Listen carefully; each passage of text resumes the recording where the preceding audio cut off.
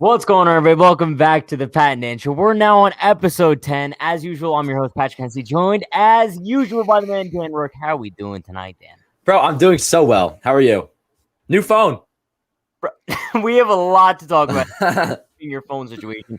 But listen, before we get into anything, Dan, like I talked to you earlier, and I was like, I hate these like when we do Pat and Dan Show like on the off days because we usually don't have much to talk about.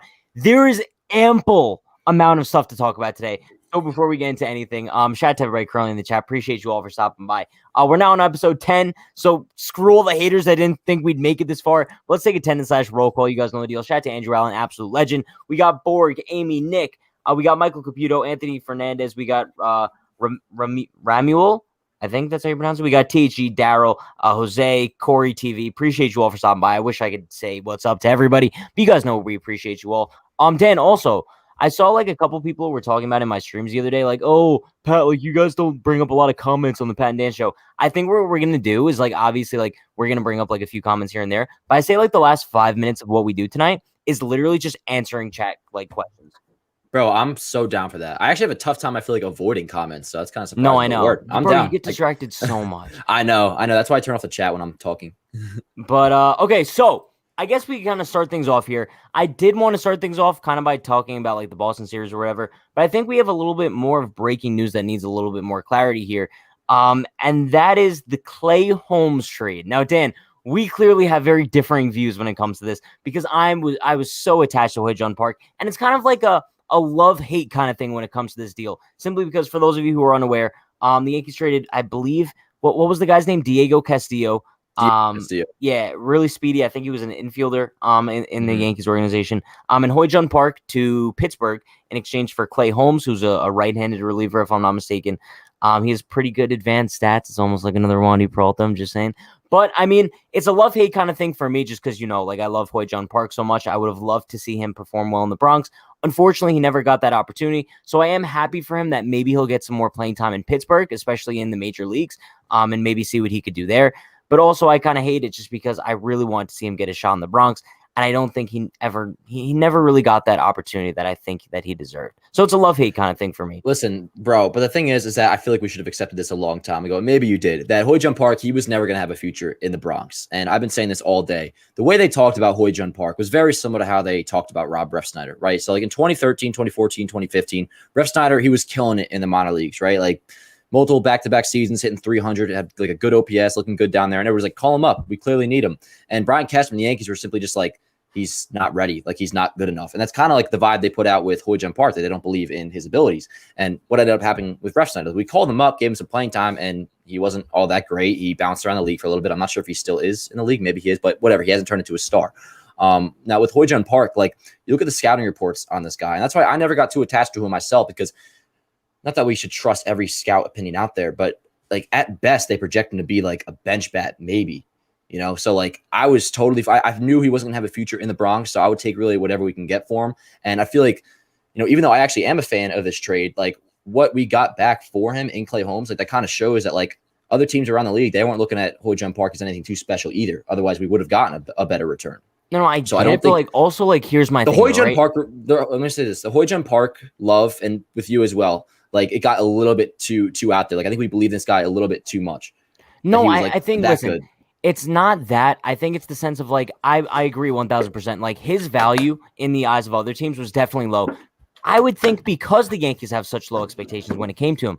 And I think that if, let's say that they did give him like legitimate shot in the major leagues, especially over a guy like Tyler Wade, I think that one would have been much better deserved, to be honest with you. And then also I think fans would kind of be less obsessed with him because all we were asking for was like to give him a shot, right? Kind of like a Chris Gittens situation. Chris Gittens was tearing it up in AAA. He got his shot in the majors. He hasn't been good. And now fans aren't really like on that Chris Gittens trade anymore. You know what I mean? So I think the whole obsession comes from the dude just never getting an opportunity. And with Refsnyder, for example, he got a little bit of an opportunity. Park, I just feel like the organization did him so dirty. When you have a guy left-handed who plays multiple positions in the infield and is raking in AAA and then also taking reps in center field, a position where you desperately need help as well, I think the fact that they never gave him an opportunity in the big leagues just because of what their internal scouts and what their advanced analytics department thinks about him, it pisses me off, and I could truly understand why everyone else in the chat would be pissed off too. I think all we're asking is to just give these young guys a shot and not just like deal them away for guys like Clay Holmes. For Dan, like who the hell knows what's going to happen to this guy? Like I know like his ground ball rate is good. I know his expected ERA is good, but it's like you look at like how he's never really been able to put it all together like throughout his career. It's like I say, it's the exact same thing as the Wandy Peralta where you're looking for a diamond in the rough, and I'm sick and tired of these types of trades.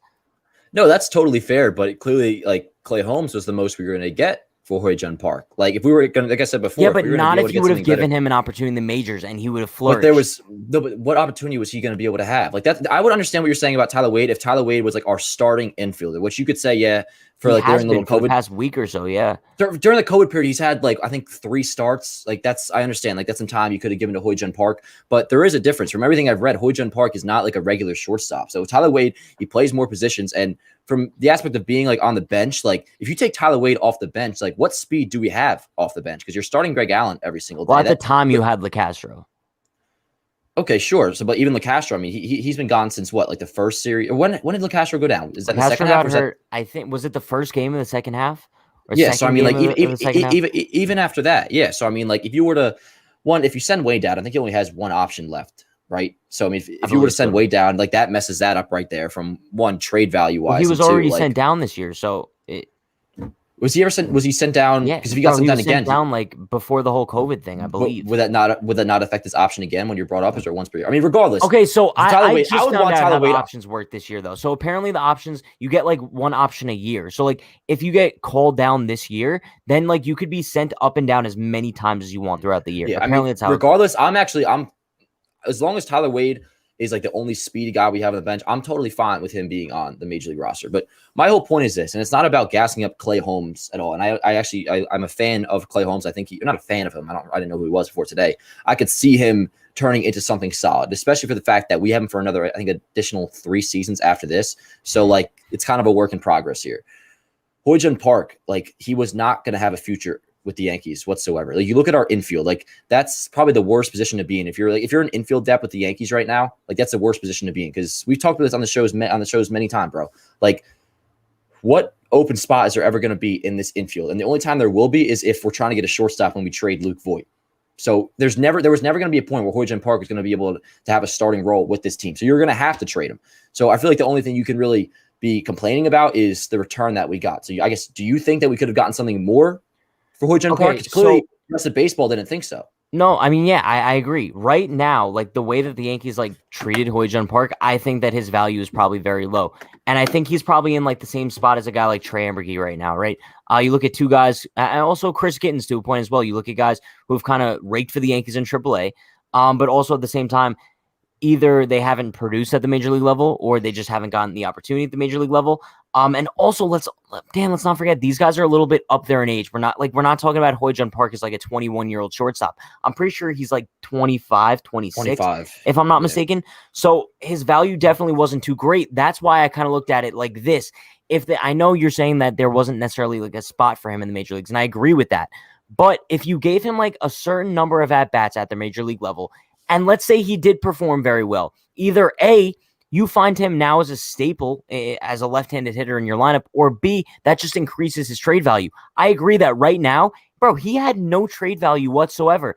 But let's just say that they gave him the at-bats that they have given Tyler Wade with the whole COVID thing, and Park has raked, bro. We might have like another Greg Allen situation on our hands when the team becomes fully healthy again, you have to find a way to make space for him in the lineup. See, that's where I disagree. And I'm glad you brought up Greg Allen because I was going to ask you, like, I don't think Greg Allen has like, he's played well. Has he like substantially increased his trade value? I don't think so. Well, it's a different situation because but Greg Allen, he's not making his major league debut this year. No, I understand, but it's such a small sample size. It really is. And I forget what the first point you brought up was, but as for Holmes, there's just one stat that kind of interests me a little bit. Can I tell you it? You open your ears for it? Okay. So out of the 46 games or the 44 games that he's pitched this year, he didn't allow a run in 33 of them, which you may think that's good. You may think that's not all that great. Well, to put it in perspective, Lucas Licky, which you would say he's had a pretty reliable, nice season for the Yankees. He had a couple bad games as of late, but overall, nice season for the Yankees, would you say? I mean, he was throwing in a lot of really bad spots too. Yeah, no, Yeah. 100%. Which kind of furthers what I'm about to say. So, once again, Clay Holmes didn't allow a run in 33 of the 44 appearances he made. That's 75% of the time he didn't allow a run. Lucas Licky, 26 of the 36 games didn't allow a run. That's 72% of the time. So if you go by reliability, and that's why reliever ERA, like I don't want anybody to bring this up about how Holmes has a 4.93 ERA. Like to me, that just actually screams casual to me when somebody brings up reliever ERA, especially in like one season's worth of time. Now, if you want to go over his whole career, that's a little bit better of an argument. But as for this year, if you go by just that stat alone and you call him bad and unreliable, you kind of have to say the same thing about Lucas Licky. No, I get it, but also at the same time, I mean, you have people who are kind of claiming that like he's not a good pitcher because his ERA is bad this year. But then on the flip side, you have people bringing up his expected ERA and saying that that's a reason why he's going to be good for the Yankees. Well, no, but I mean, I listen. We bring up Wandy Peralta, who yes, he had good advanced like peripherals that like we were looking at to kind of give us an indicator of what's to come, and it didn't come. Like he was not good. He has not been good at all for us this year. But like we can't just be going back to Wandy Peralta for the rest of our lives. I mean, like the Yankees have kind of lived off. But I think we can kind of like start to find a trend here in the sense of like the Yankees keep going after like these Dollar Tree guys. Who are it's like Wandy Peralta, but like give me more example. I mean, if you want to bring up like Brooks Kriske, and let me talk about Brooks Kriske real quick. The way I see it, getting Clay Holmes, because Hoyt Park, he was going to be off the roster at some point regardless. We got Clay Holmes, who to me is now going to take the innings that Brooks Kriske was going to be throwing for this team, and now it's going to be replaced by Clay Holmes, who has shown that he can be successful in the big leagues. I think he has like a 1.33 ERA against right-handers this year, which is pretty impressive. And what did I say? Yeah. Oh, I thought I missed up the name. Yeah, Clay Holmes. That's 72% ground ball rate, but like, don't overlook that. Like, Dan, don't overlook that. And Zach Britton, let me just to put it in perspective so people know. Zach Britton, who's like considered like one of the best ground ball pitchers of all time, right? Like one of the best pitchers at getting ground balls. 66% is his ground ball rate for his career. 72%, bro. Like, that's impressive. Really impressive. This dude throws like a 99 mile an hour sinker. I get it. I get Clay Holmes can be like the diamond in the rough that the Yankees need, right? He could be a solid contributor to the bullpen. But here's my thing. He could be solid in the bullpen, but here's my thing. When you're looking at a team that's 4 games out of the second wildcard spot, 9 games out of first place, we don't need to be looking at like these little like projects. We can't be looking for rebuild projects. You need to start going after the big dogs and guys who could be immediate contributions to the team. Let me interrupt you right now. They don't have time to wait for Clay Holmes to turn into a stud. They don't. No, dude. No, but it's not even a matter of like, I think Clay Holmes could come right now and he could be like a 3.5 ERA pitcher for the rest of the year. But like, I don't understand. I feel like you do this a lot with trades. You did it with the Tim LeCastro deal too. Like you act like the Yankees have like a cap on the amount of trades they're allowed to make. Like this has nothing to do with if the Yankees are going to make a trade. But you can't bring that up because you know where I stand on this, bro. It's a totally different situation this year than in past years. In past years, the Yankees, they thought that it was a guarantee they were going to the postseason. Any trade they were going to make was just going to increase their chances of going to the World Series. Now, bro, it's do or die. Are you making the playoffs or are you not? That's where there's a difference between this year and past years. So honestly, where's the urgency in the major moves and stop going after the Tim LeCastros and the Wandy Peraltas and the Clay Holmes? Deadline's on Friday. What other teams? There's 2 teams. I know, but Dan, we talked about this in June. Okay, we said that the Yankees need to make a big move before they dig their grave way too deep, and they keep digging their grave deeper until they start to improve, bro. These trades aren't improving this team. You know that. No, that's so I don't want to wait until the closing bell on July 30th to finally get Trevor Story. Bro, the Yankees might be 6 games out of the wild card spot by then. A combination of like supplemental moves like this overall can be have just as big a contribution as like a Trevor Story in the long run. So name one of these supplemental moves that has paid off this year. What supplemental moves have we made? I mean, Tim LeCastro. This is like the second one. Rougned Odor is the only one.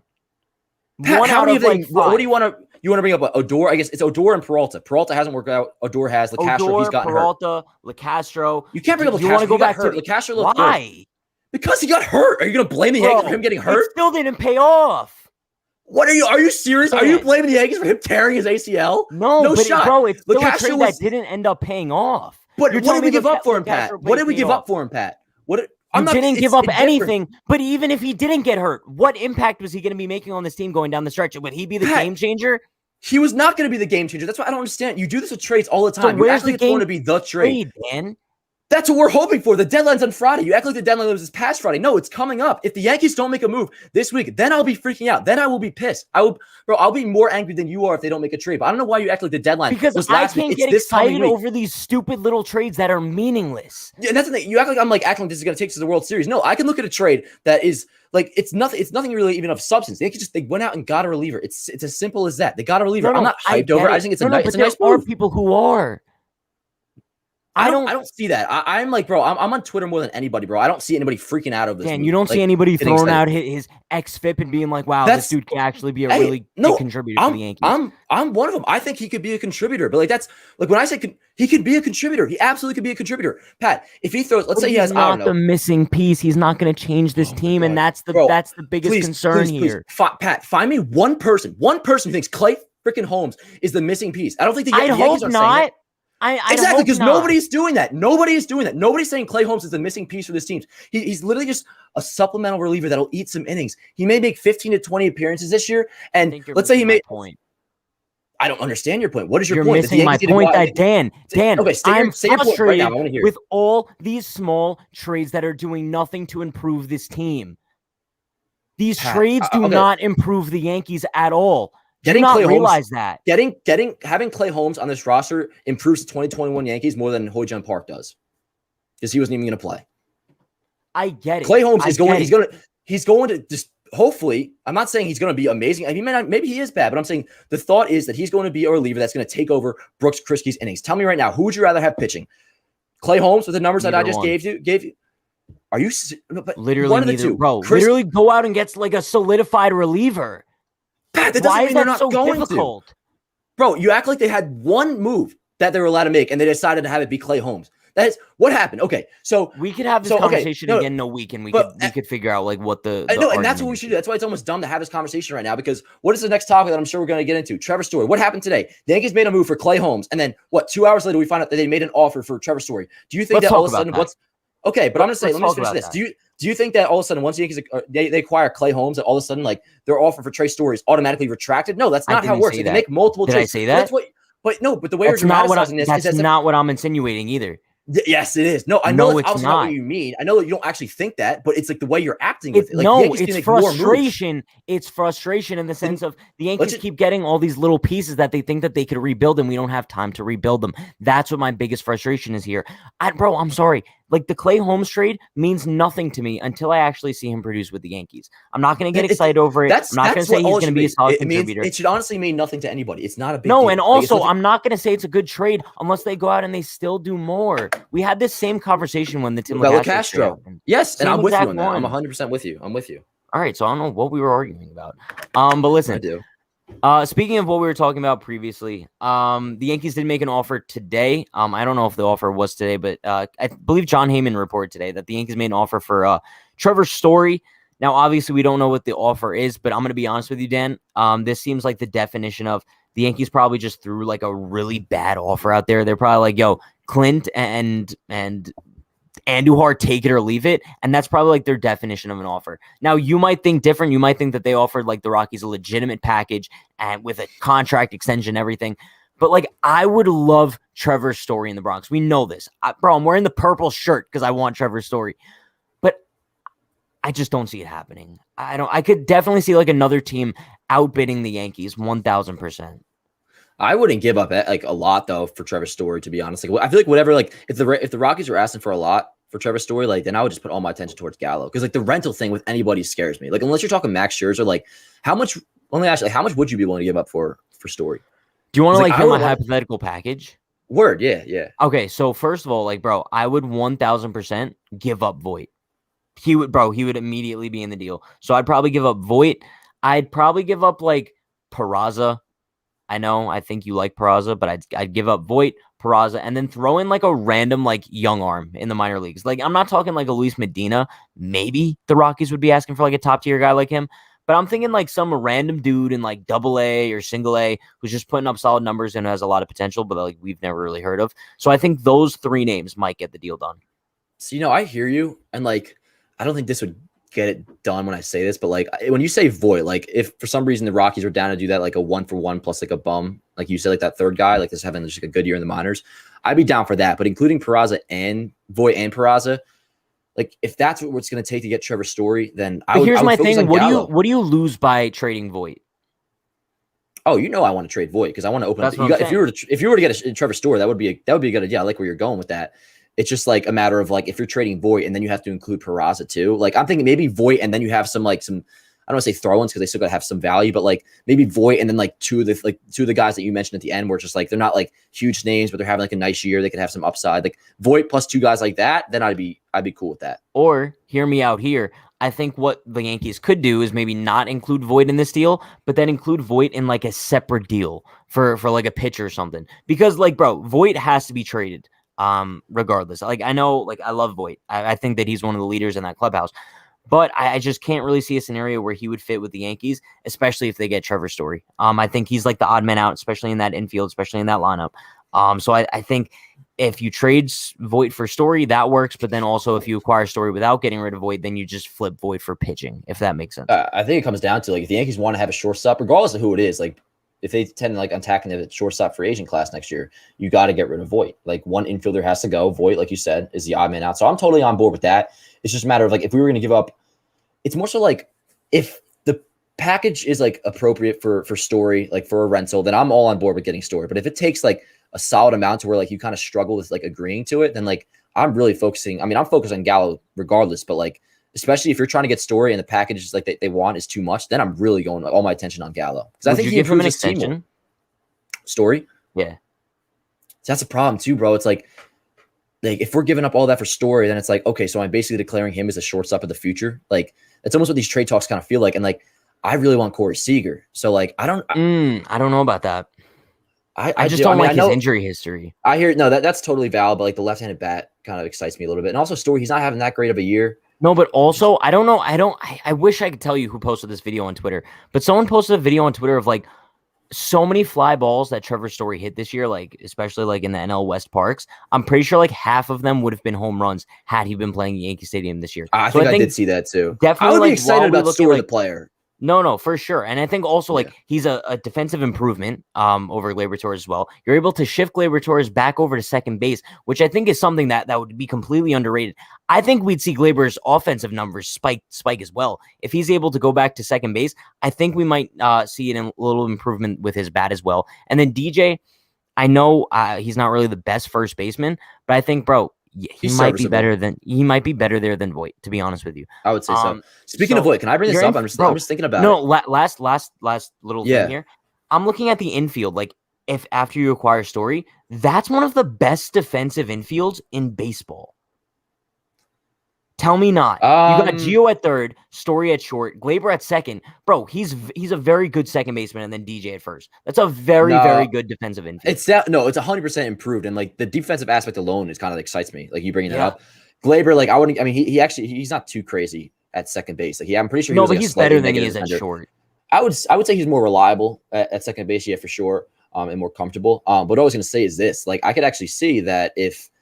Like his Voit, he is going to be healthy at some point again. Like, isn't it crazy that like it's a strong possibility that like Luke Voit, the 2020 home run like champ, he could actually be like a bench platoon bat like at that point. Like that's basically what he would be, right? Because Gio is obviously playing, DJ is going to be playing regardless. Gleyber's not going to be sitting down.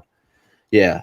Which I don't know. Leads me to believe they would trade him. I think there's like almost no shot, very minimal shot that Luke Voigt's a Yankee come opening day next year.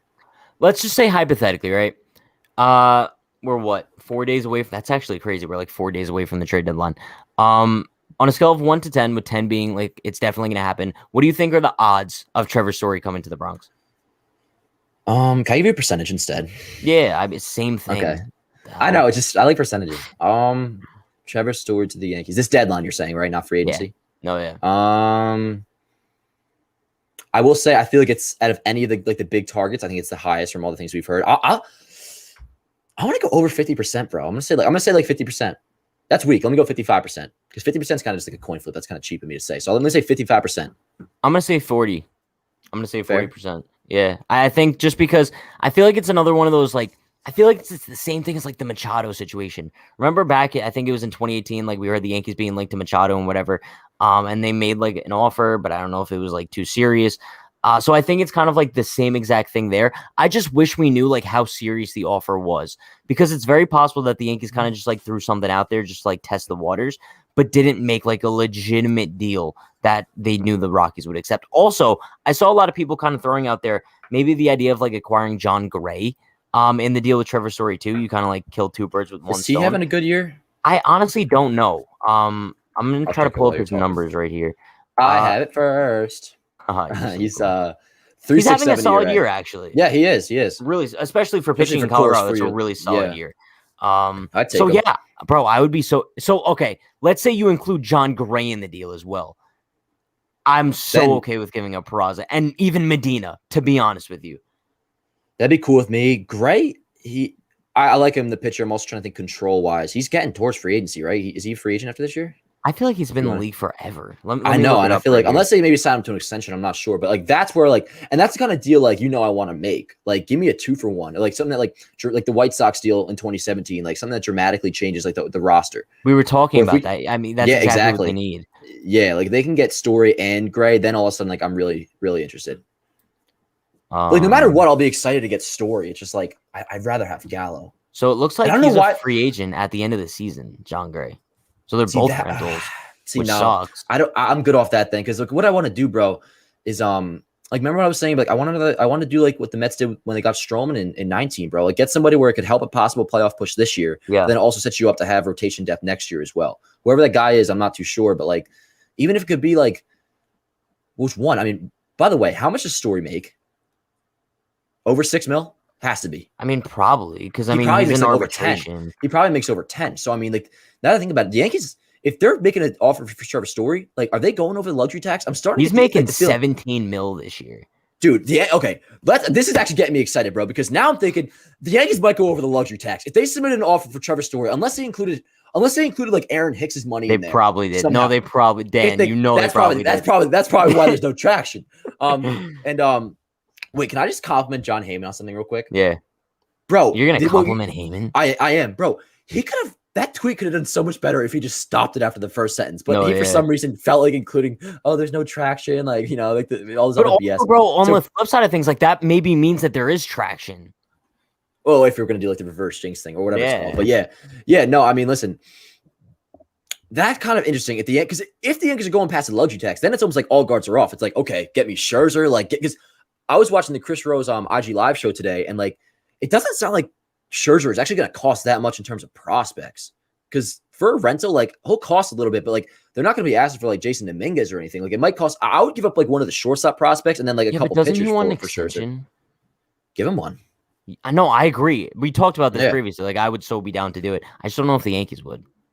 I would actually think they would because, and I'm talking because if they get Scherzer, that means they're going over the luxury tax. That's where it's kind of like, all right, like we don't give an F. Like I feel like they kind of just be like, let's do it, So that's that actually gets me excited. That kind of opens up like more possibilities when you're just talking trades. Like if the Yankees are actually going after Story, they would have to be blowing past the luxury tax. Do you see? All right, but Dan, like, do you see what I'm saying here now? Like Clay Holmes, I get it. Cute little piece, maybe could be good for the Yankees, but I can't get like any sort of like excitement over him. But when we're talking about names like Trevor Story, Joey Gallo, Max Scherzer, maybe it's just because I'm a loser when it comes to big names. These are like trades that I get excited about, like the possibility, because these are season-changing trades. You know that. If the Yankees go out and acquire Trevor Story, that's a season-changing move. And then, but also on the flip side of things, I don't think just Trevor Story would change the Yankee season. You have to go out and you have to acquire Trevor Story and then some. Yeah. I mean, if and I have a question to ask you after I say this, but you're so right, bro. Like get Trevor Story and then you have to go out and get a starting pitcher. You have to. And here's what the Clay Holmes deal does for me. If they say, yes, go out and get Trevor Story, then to me, you can get by with, if you want to finish your trade deadline by just getting a starting pitcher, then I could forgive you for not going out to get another reliever. Because if you just increase the pitching depth that we have overall on this team, because one, you could look at it, if we get a starting pitcher, then all of a sudden you could look at Domingo Germán as a weapon out of the bullpen, which we've seen. One inning of Domingo Germán out of the bullpen has been effective. It's when he gets to that second inning where he runs into trouble. Yeah. So if you can get Trevor Story, go ahead and get a starting pitcher, then all of a sudden, like this team is entirely different than the team it was a week prior. Yeah, but You know Dan, what I'm like saying? if Domingo Herman like keeps up the performance that we saw like yesterday, they're not gonna move That's him to the true. bullpen. Like, That's true. I mean, I just think Domingo Herman's filthy. So I think wherever you put him, he's gonna thrive. I just don't want them to. I think they're trying to make him into like a multi-inning type guy, and so far it's not looking like it's working. But yeah. I mean, you're right. I'm totally fine with Domingo starting. So it really. Can I ask my question though? Yeah. If the Yankees, get Trevor, what's like your? Give me two guys that you want, like Trevor Story and somebody else that's like of substance, like besides Max Scherzer. Don't say Max Scherzer, like Trevor Story and. If I'm being honest, like, I mean, I don't care. The starting pitching market is so thin. Like Max Scherzer's my guy, but I guess if like you're saying like he's out of the question, maybe like a Jose Barrios. Sure, whatever it is. It can even be Max Okay. Scherzer, whatever. They get Story and Barrios / Scherzer. Then do you look back at the Clay Holmes deal and you're like, all right, like I can live with that. Yes. Okay. Yeah. Because Pat, I think that's what we're kind of getting confused here. Because like we do this all the fucking time. No, I know. We agree. We just have like different. I mean, it's like we have different ways of expressing it. I'm so much more optimistic about like the trade deadline, the way I feel, and it's like I understand where you're coming from because you're kind of like you have PTSD from past years, which I think it's a totally different scenario right now, and I truly believe that. So like we just have different perspectives from that, so that's why like we kind of differ on the way we're saying our opinions, but we actually do have like the same thought on it. That like the Yankees, if they go out and have a solid deadline, getting Story or getting Gallo and like a good starting pitcher or two, then you look back at like these supplemental moves and it's like, all right, that was a good decision. But if that's all they do, then it wasn't. All right. I agree 1,000%. It's just like I'm so tired of like these little supplemental moves being the Yankees' actual moves, if that makes sense. Like, because that's especially what we saw for the entirety of this past offseason, right? All these like supplemental moves, like even Tyone, bro, that's a supplemental move. And it has paid off lately. No bashing Tyone on this podcast. No, we like Jameson Tyone. But also, I mean, the Corey Kluber, that's like a little supplemental thing. Like, oh, let's give this dude 1 year, $11 million, see what happens. And then you just look at so many of these things, and I want the Yankees to finally like go out and get the big fish. Because last time we saw that was what, Garrett Cole? Was it not? Yeah, it was. That's what I'm saying. And it's almost 2 years ago at this point. Unless you want to count like DJ, but but at the time when they first signed DJ, he wasn't a big fish, bro. No one wanted it. They signed him for like 2 years. No, I was saying like if you want to count like the second DJ contract. Him, oh, I don't count re-signings as that. No. Yeah. But I mean, that's what I'm saying. Like, bro, you're looking at a team who is in their window of competing with this young core that's getting older. You would think that they would go out and get more than one big fish in the span of like 4 years. You know what I mean? I think that's where I get a little bit frustrated. But one guy that was traded, I think yesterday, maybe, that was on the Yankees' radar was Adam Frazier. I was a little bit surprised that the Pirates didn't really get much for him. I think that was definitely a package that the Yankees could have beaten, if we could say. I think the Padres gave up, I don't want to say it. I think it was like their 10th and their 17th prospect or something. I think you're right, yeah. Something around that range. The numbers could be off, but something around that range. So, bro, that's almost the equivalent, let's say, in like Luis Hill and Hoy-Jun Park. Is it not? Yeah, but also, too, maybe that the reason the Yankees didn't go after Frazier because they're so set on getting Story. You know, because like if you're obviously not going to go out and get both. Now, if Frazier Frazier plays everywhere. No. I mean, unless if you're making Frazier in the outfield, bro. No, if Frazier, if you're looking at him as like an outfield bat, then yeah, sure, I understand that. But like, I feel like they're going after one infield. Like that at this point has become clear, and that's why I'm certain. Even the Frazier trade, like this it does kind of make me think the Yankees are going to end up with. Apparently, it was their fifth top prospect, by the way. Oh, whatever. I wasn't like huge. I wasn't huge on Adam Frazier. That would be like Yankees number 5. It's Luis Hill. No, it's Luis Hill. Is it? Yeah. I wouldn't have hated the deal, but it's like, would you rather have? I mean, control factors in a little bit, but would you rather have Story or Adam Frazier? Both. I don't think it should be. You're terrible with these questions. No, because I don't think that it should be like, would you prefer blank or blank? You could easily have both of those guys. Can you not?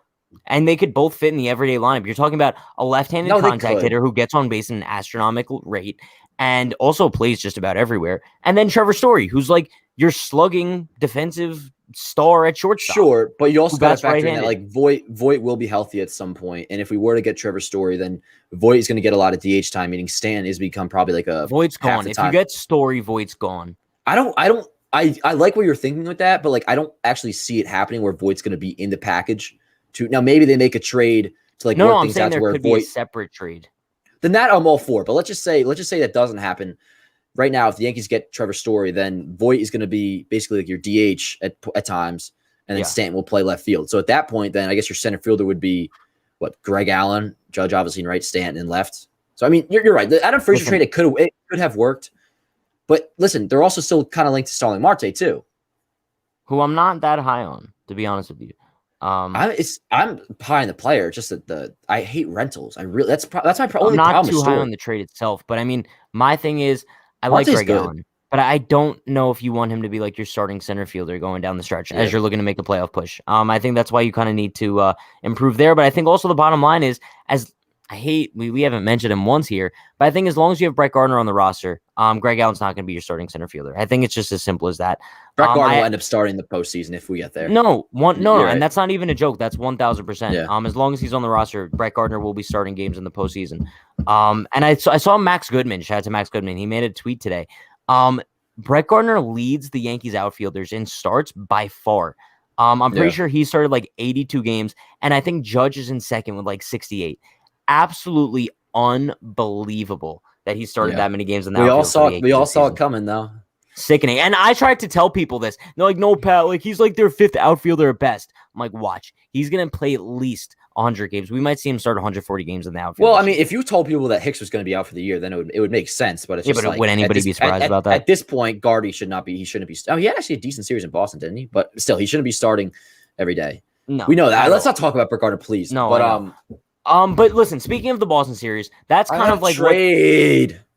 Okay, can I say it? Hit me with it, yeah, quick. Because I was looking at this morning. Now, I mean, it goes along the lines of you wanting Max Scherzer. Because if you were going to trade for Max Scherzer at that point, you're going all in, right? Max Scherzer, Trey Turner, and Daniel Hudson, bro. Go get them. That makes you all of a sudden a World Series contender, yo. What would you have to give up? That would be like Trey Turner is on the market, right? Apparently the Nationals are like willing to deal anybody besides Juan Soto. So I feel like they'd be asking for Jason, and I'd be willing to give up anything for Juan Soto. I would say, but I'm not talking Juan Soto because that's not going to happen. But anything but Jason, I'd be down to give up for that trade. Because then all of a sudden, bro, it's like that's now we're in that window. Well, no, I'm talking like minor league. No, I get it. But no, I agree 1,000%. But also, I mentioned this kind of trade scenario on one of the streams the other day, bro. Let's just say in order to get Juan Soto, make a package. Dominguez is in it. I'm doing it 10 times out of 10. Easily. I don't care. Bro, you'll be lucky if Dominguez turns out to be like half the player of Juan Soto. Yeah, it sounds familiar. Let's not get on this here. Listen, we were kind of starting to talk about the whole Boston series that just went down. That was supposed to be like the main topic of today's video. I'm glad it's not. No, I'm glad it wasn't either because it's super depressing series. But in the last couple hours we had a lot of stuff go down. But listen, Dan, the whole title of today's episode is kind of who takes the blame for the Yankees' inconsistencies so far this season. And we talked about this. Our last show was on Thursday, and that was right after the first game of the Boston series. They lost, right? They lost the first game. And then, bro, like we were kind of talking about like the best case scenario would be like the Yankees splitting the series. And they were in very good position to split this series. And of course, yesterday, I don't know how many more heartbreaking losses the Yankees could have this season, but Domingo Germán literally had a no-hitter in the 8th inning, and then just a complete implosion. You give up 5 runs in the 8th, and then the Yankees keel over and die. This is just something that we've seen so much out of from this team this season, and I'm just so confused at this point because I don't even know who to blame anymore, because it's like no matter what happens, all these heartbreaks are always on a different reliever, right? Whether if it's Loaiza, whether it's on Green, whether it's on Chapman, or instead of blaming the relievers, which I do think they deserve a little bit of blame, do you look at Aaron Boone and kind of setting a poor clubhouse mentality and not really injecting that killer instinct into this team and kind of just keep tacking on runs or being able to close out series or close out games? Or do you blame the offense for not being able to pile on more runs? I don't know who to blame anymore at this point for the Yankees being the most inconsistent baseball team I've ever seen in my life. Yeah, I mean, the main thing to the blame on blowing the games is the bullpen for just being ineffective, and that stems from just the players underperforming this year, which we know is the case. But there's a couple things that like went wrong in this series, like management wise, and we talked about it on the Thursday episode because that's when Game 1 was, right? So like people brought up, why didn't Boone keep in Sessa? That game, I don't have a problem with how the bullpen was managed. I think you go to Chad Green, he's your closer that day. He should be able to get the final 3 outs and win that game. Rougned Odor bunting, and Michael Kay has been going off about this the last few days. Rougned Odor bunting against Adam Ottavino to move over the runner where I think Glaber ended up sack flying him in. That was the wrong decision. As we ended up seeing, Ruben Odor ended up hitting a double off the wall against Adam Ottavino on Sunday or whatever it was, Saturday, I believe, yeah. So that was a dumb decision having Odor bunt there. Whether that was Boone's decision or Odor's decision, I'm not even sure. Now, yesterday, there was a lot of questionable decisions in that 8th inning. Now, I don't have a problem with letting Domingo go batter by batter. Jonathan Loaisiga, I feel like it's a little foolish to put him in back-to-back days when he's returning from the COVID IL. So that right there that's a little weird. He clearly didn't have it right off the bat. I would say right after those first 3 batters, when you're allowed to take him out. And then what do they end up doing? They leave him in, and then they bring in Zach Britton when there's runners on second and third. When we all know Zach Britton, he's a ground ball pitcher. That's giving up. And they didn't bring the infield in when you're bringing in a ground ball pitcher. So all that just did not make sense to me at all. So I guess you could blame it on the management, blame it on the players too. It's like the story of the whole season, bro. Like it goes on everybody. And I was going to say that. I think everybody needs to take a little piece of blame.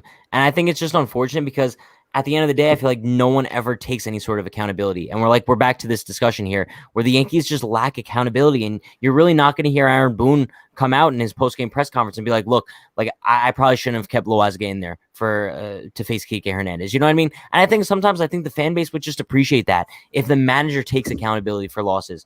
And it just seems like since no one does, we're all kind of just always left wondering who's to blame for these just catastrophic blown games every single night. You know what I mean? The Cubs are close to a deal to trade Andrew Chafin. You see that? 2.06 ERA this year. I don't know. Do we know to who, guys? Because they were saying in the chat, so I just looked it up. Who's he going to? It just says they're about to trade him, so we don't know who he's going to, which is weird. Dan, if this is a troll comment, it's not actually a real. Is it even? No. I made sure. No, I checked it on Twitter first. Oh. I would never do that. No, it's Feinstein reported. The Cubs are close to a deal to trade left-hand pitcher Andrew Chafin. Is that how you say Chafin? That's so weird. When do reports ever come out like that? But also, why is the team not known?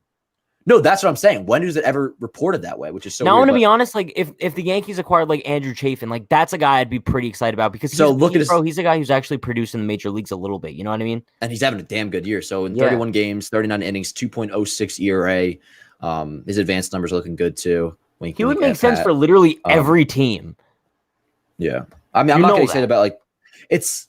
Oh yeah, 100%. I mean, a good reliever is a good reliever. I don't want to get excited that he's going to be a Yankee, but it's just still something to keep our eyes peeled too. Because if he goes to the Red Sox or the Rays or anybody in the American League, that's just as interesting. So keep our eyes peeled. But kind of what we were talking about, as far as the Yankees Red Sox series, we said so much. After the 8 games against the Red Sox, after the second half of the season started, I think we would kind of be able to grasp where the Yankees are this season, right?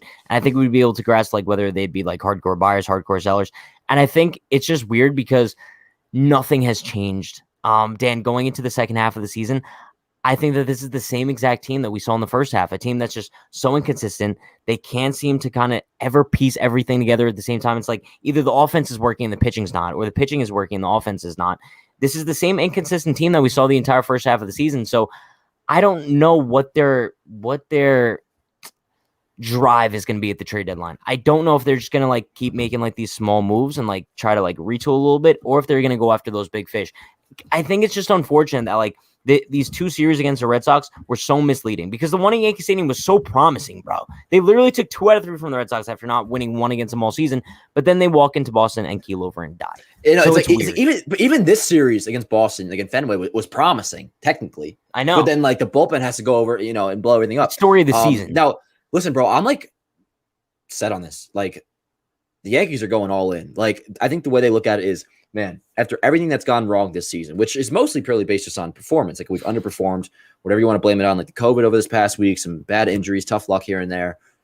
We're 3.5 games out of a wild card spot, 3 games behind in the loss column. The Yankees are very much in this, and anybody who wants to deny that is just a pessimistic loser. No, they see that. They are in it. But 100%. If you kind of look at how the season has gone, I can understand why people are being pessimistic. No, 100%. But here's the way I look at it. If this is the 2016 Yankees, then yes, you go ahead and sell because the situations are entirely different. But it's the position that we're in now is not a position to where you sell off and kind of look towards next year. Now, I was for if we really, really sucked it up over the last 2 weeks, then okay, yeah, retool, get ready for next year. That's fine. But right now, we are 4 days away from the trade deadline, and we're 3.5 games back from a wild card spot. And this is the same team, bro, or for the most part, the same team that won 100 games, 103 games in 2019 with Garrett Cole. They so overachieved. No, I understand, but if you look around this roster, like there's enough talent to where if you supplement it with more talent, then all of a sudden, and they had juice balls in 2019. No, that's totally fair, but I think it's like, tough to compare this team to the 2019 team. No, I don't think so because it's still technically the same team plus Garrett Cole. But what I'm saying is, I know, but Dan, you're looking at Gleyber Torres having a much worse year. You're looking at Brett Gardner having a much worse year. You're looking at Luke Voigt having no, totally fair. But the way I'm seeing it is what I'm saying. Like once you acquire the pieces that I'm hoping we acquire, then all of a sudden that team is a much better team than the current team that we know. Yeah, but they have to make those pieces, and we just don't know if they will or not. That's kind of what's in the air. And the series against the Rays is going to be huge. Huge. It scares me. But hey, the last time we were in Trop, we won. Also, they have Nelson Cruz too now. Don't forget that. He's going to become an absolute Yankee killer. The Yankees actually checked in on him. A very Yankee thing to do, but obviously they never really made too much progress in that deal. But I want to bring something up from the Boston series. I don't know if you caught this. I think this was yesterday as the Yankees were imploding in the 8th inning. I believe it was after Christian Vasquez maybe got a double or something. All I know is that Christian Vasquez was on second base. Rougned Odor catches the ball. Did you see him start playing around with Vasquez and trying to lift his leg off up the base and those stupid things that infielders do sometimes? I don't now I feel like a boomer. This was something that pissed me off so much beyond belief. And don't get me wrong, Rougned Odor has kind of won me over in the past couple weeks. He's been performing out of his mind. But bro, as your team is imploding in the 8th inning against the Red Sox, the last thing I want to see you doing is goofing around with the guy at second base trying to lift his leg off the bag. Do you understand where I'm coming from with that? I couldn't agree more. Only thing is the only reason I look confused is I didn't actually see that happen. But yeah, no, I'm totally with you, bro. And it's not even just a matter of blowing games. Dude, I'm a big fan of when you watch those old Yankees Red Sox documentaries, about the 70s and the 80s and the early 2000s. Of course, I like the fact that they didn't get along. So remember that video came out when JD Martinez was saying how he said hello to Garrett Cole and he didn't acknowledge him. Now Amy Cole, his wife, says that didn't happen. So whether it was true or fake, whatever. But I was all for that, yo. That actually excites me. I don't want these players at least on the field. When it's game time to be friends with the Red Sox. So if I saw that, bro, I'll guarantee that would have pissed me off. I just didn't. No, but see also it, so the situation of the game. No, that makes it even worse. You're 100% right. I want to see if I could, right. Bro. After we hop off stream, I'm literally gonna go through the archives and find a video of it because I'm almost positive that. Word, I want to see it. All I know is that it pissed me off so much. It's not the time, it's not the place. Maybe if it's a 9-0 game against the Rangers in the middle of June, sure, but not in a game against the Red Sox. As your team's imploding me, not a fan of it whatsoever. Welcome to the dark side. But Dan, you have a little bit of a situation going on. I think we could kind of touch on it here. You had your phone stolen? Yeah, I'll just tell the story because I don't want to, make it too long, but long story short. So I'm at the boardwalk last night. It's me and, this one chick, Andrea Dante. Oh, I should have said the last name, whatever. And her little sister. I guess it doesn't matter. Yeah. Anyways, we're at the boardwalk and I'm on this ride and I put my stuff in this little cubby, right? So because the ride goes upside down, like a roller coaster. Put my phone, okay, first my wallet. Of all, you're brave for going on any of those rides. Dude, I'm not a roller coaster person. I'm really not. But I put my phone, my wallet in the little cubby. And long story short, I get back from the roller coaster and the stuff is not there. So automatically, bro, I'm panicking. I'm like, what the hell? I go ask the dude, I'm like, yo, where's my stuff? My stuff is right here. And he's like, the lady with the big red bag took it. I'm like, what? And he said it so casually, bro. I was like, what? What do you mean she took it? It's I bolt out of there, bro. I'm doing all this stuff. Long story short, the police get involved and everything. She's gone. My phone, my wallet, totally gone. I checked and find my iPhone later on that day. And there was a police report filed and everything. I checked to find my iPhone later that day. And it shows she's on the main highway, leaving my town. So I just figured she's going back to her house. And then the phone, and the whole time we're calling the phone and it would have 2 to 3 rings. And then she would decline the call. So clear theft. It's not like she just accidentally grabbed my phone. Clear theft. She knew she had my phone. So yeah, kind of just accept that I'm not gonna have my phone back. And I go to buy this new one today. So $1,500. This lady lost me. I had to get cancel all my cards, get new cards and everything. And then today, I find my iPhone updated, and I have the address. 366 Maplewood Avenue. In Kenilworth. Oh, well, it's out there on Twitter, so whatever. Anyways, I have her address, and let's just say 6 o'clock tomorrow, I'm going there. What I'm going to do is And I have the picture of what the lady looks like. Can I show you guys? Because she's a fat slob. Let me just show you real quick. So I'm going there tomorrow. That's her. The girl in the middle. I'm going there tomorrow at like 6 a.m. and I'm going to wait in my car to see, like, I need her to come out of her house first. And then once she comes out of her house, I'll confirm, like, okay, that's her. Like, she clearly isn't hard to miss. And then I'm going to go confront her, like, yo, give me my phone. And that'll be that. It's an hour and a half away from me, bro. I told you this. I don't think it's a smart idea. And like, I'm like suggesting you not to do it. I told you I told you what I'm doing. I mean, this, you could call me like a freaking pussy for that. Oh, shouldn't say that, my bad. What I'm going to do is I'm going to show up and like, as I'm like, once I see her, like I see her walking out of her house and I'm about to get in my car, then I'm going to call the police and be like, yo, like this lady's here by phone. But that way, like it gives me like 10 or so minutes to like do my thing before the police get there, if that makes sense. I still did. Listen, Dan, I gave you my suggestion. You didn't want to do it. So I was at the Jersey Shore. Dan, you're a grown man. You can do whatever you want. I'm going on the record here and suggesting not a good idea. But that's fine. That's fine. But that sucks if that happened, bro. Like that. First of all, like I think lesson learned. Like just don't leave your stuff in like a random locker at the Jersey Shore. Like I guess that's something that you want. I know, no, that was really dumb, and it's such a, especially for me too, bro. Like like this thing is literally like my job. Like not having this, like my life is literally ruined without it. So I mean, like it's not a big deal. It's more just like a nuisance. The fact that I had to like blow $1,500 to get a new phone, which I got the white version by the way, and I got an upgrade in storage, so it kind of worked out. But yeah, so I'm going there tomorrow morning, and I have been in contact with the police and whatnot. Like they called her up. She said she doesn't have it, but like I literally have it pinged where it's in her house. And I find my iPhone is pretty accurate. I'm not gonna beat her or anything. Why do you guys think I'm gonna like go there like kill her? But listen, chat. Like I said, we kind of want to make like the last 5 minutes kind of just like chat questions, comments, chat concerns. So everyone kind of just throw any comments in the chat that you guys want us to answer, and we'll kind of hit on them here. And then I did, yeah, no, I saw that one chick, unofficial girlfriend. But no, listen, chat, throw in your questions, comments, concerns. Let's see what we got going on. I think it's a good way to kind of end stream here because, listen, I know like the whole time we're kind of just bickering back and forth like an old married couple. Bro, why not literally just see what the chat has in mind? So, Tarek says, what do you think about Odor's future with the Yankees, especially if we acquire Story? Say it one more time. Where is it? What do you think about Odor's future with the Yankees, especially if we acquire Story?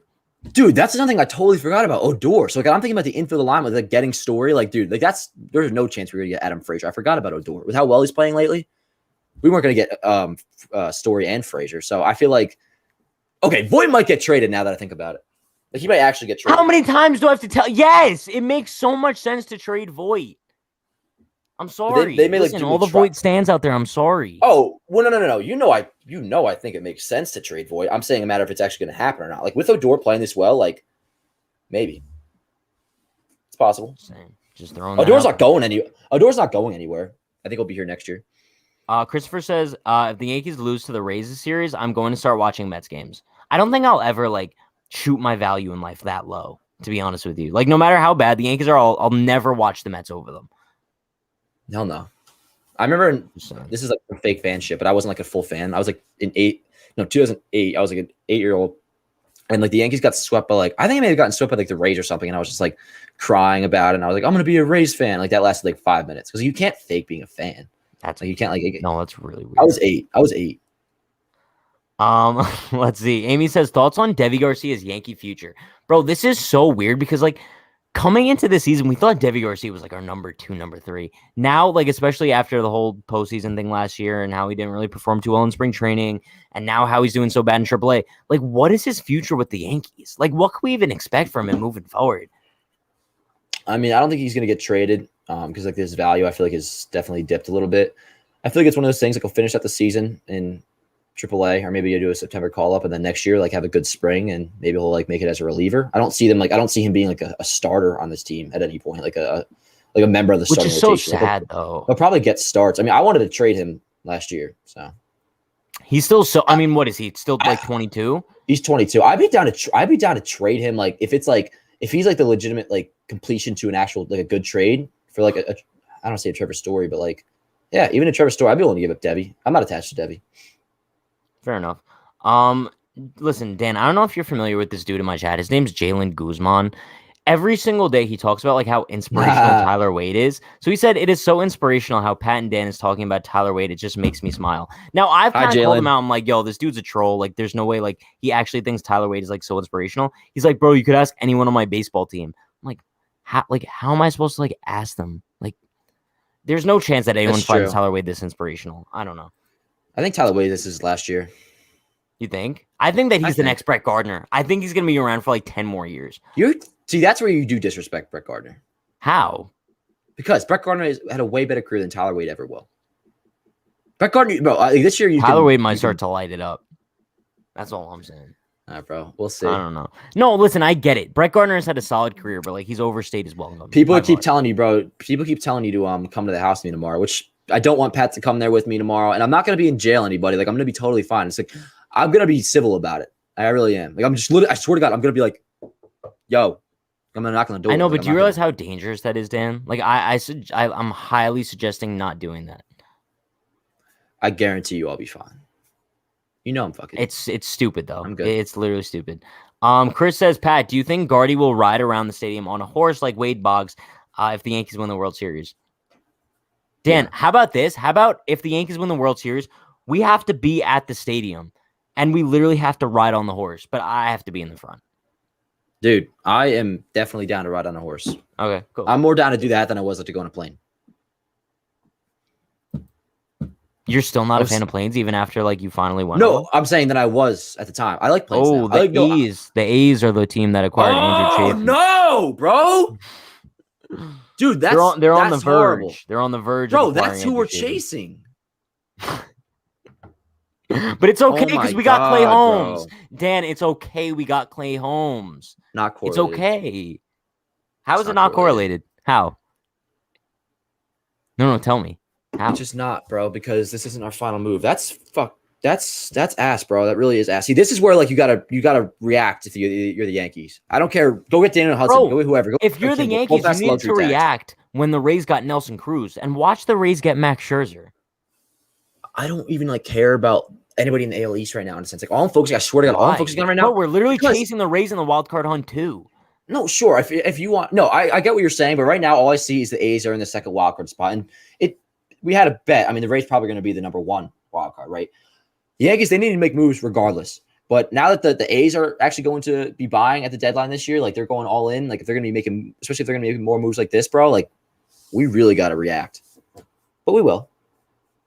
You deep down in your heart, you really think they will? I think we're going to make a significant trade. I think we'll make this will be our most significant deadline since 2017. I'll tell you that. That's bold. Because in 2018, they did a couple big moves. They got McCutchen, Pap they got and Britton. Pap. Well, but there's no waiver deadline this year, so you can't count McCutchen. No, but I mean that was still like a deadline acquisition. It wasn't necessarily like the trade deadline acquisition, but you know what I mean. Like they still acquired him in order to improve the team.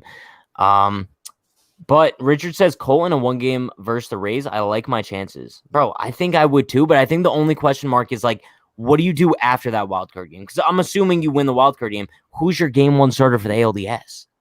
He's not on the team right now. So you think not only are the Yankees going to go out and they're going to acquire like a number two? They need to. They need. I know they need to, but you truly believe that it doesn't have to be. No, I don't think they're going to get. I'm not saying they're going to get a number two. They'll get somebody that will be their number two. Like it could be. Well, in that case, yeah. Bro, I'm starting to like actually kind of like dream. I'm starting to dream about Max Scherzer a little bit. That's all I want in life. Oh, well, Corey Kluber and Severino. Bro, those are deadline acquisitions. Yo, I will say. Don't forget, Judge and Gio are coming back as well. Keep that in mind. Which is very deadline huge. acquisitions. Which is very huge. What was I about to say? I'm starting to actually like. Even though I don't really like him because of his interview, but Corey Kluber, like I'm starting to think about it, like because he's throwing a bullpen soon, like. When he does come back, like that is still something that low key you'll be like kind of excited about. Like if Kluber is healthy for the postseason, then like we can't ignore that. Like that is actually like a legitimate starter, right? No, I know, but we just have to see what he's going to perform like when he does. Yeah, no, I know. I'm now that it's like now that I'm actually seeing him like someone making progress. Like I think he's doing like a rehab assignment soon, or he's starting to throw or whatever. Like now I'm actually starting to like think like about it and get somewhat excited. I guess I don't know. I agree. But Dan, listen, we talked about so much today. But before we do wrap things up here, everyone be sure to like, comment, subscribe, turn on post notifications for more. We're going live with the Pat and Dan Show every Monday and every Thursday, either at 9 p.m. on an off day or directly after the Yankee games if they do play on that day. But you guys know I go live before and after every single Yankees game this season, so stay tuned for that content. Check out all the links in the description, Discord, top comment in the chat as well if you want to join that fun chat with a lot of Yankee fans in there. But you guys know the deal. Stay happy, stay healthy, stay safe. We'll see you next time. I'll see you guys tomorrow for the Yankees pregame. Peace. Bye.